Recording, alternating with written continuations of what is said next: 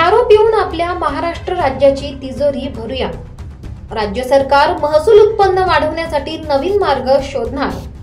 विधानसभा निवडणुकीच्या पार्श्वभूमीवर राज्य सरकारकडून लाडकी बहीण योजनेसह अनेक कल्याणकारी योजना सुरू करण्यात आल्या आहेत। याचा परिणाम राज्याच्या तिजोरीवर होणे स्वाभाविक आहे।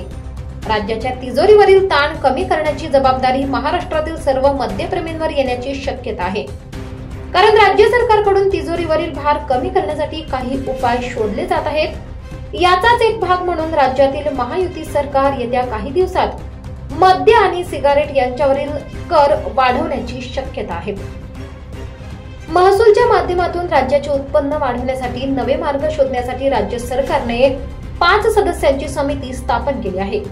या समितीकडून महसूल मिळवण्याचा नवीन मार्ग म्हणून मद्य उत्पादन आणि विक्रीच्या शक्यतेचा अभ्यास केला जाणार आहे। तसेच या समितीत वित्त आणि राज्य उत्पादन शुल्क विभागाचे अतिरिक्त मुख्य सचिव, राज्य जीएसटी आयुक्त आणि उत्पादन शुल्क आयुक्त या समितीचे सदस्य असतील।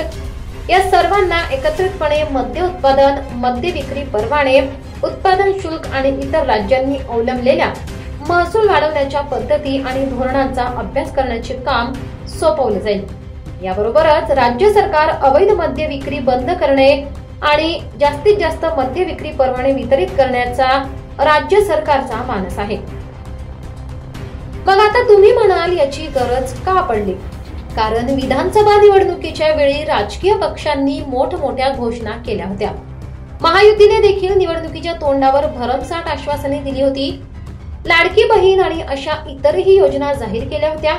आता राज्यात महायुतीचे सरकार स्थापन झाल्यानंतर ती आश्वासने पूर्ण करावी लागणार आहेत। लाडकी बहीण योजनेचं उदाहरण घेतलं तर या योजनेसाठी वर्षाला 46,000 कोटी रुपयांचा निधी आवश्यक आहे।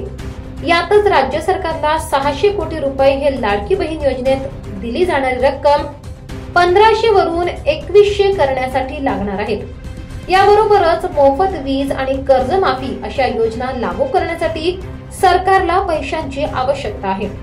यातच राज्यावर असणारे कर्ज 8 लाख कोटींच्या जवळ पोहोचले आहे। त्यामुळे राज्य सरकारला महसूल वाढवण्याची आवश्यकता आहे।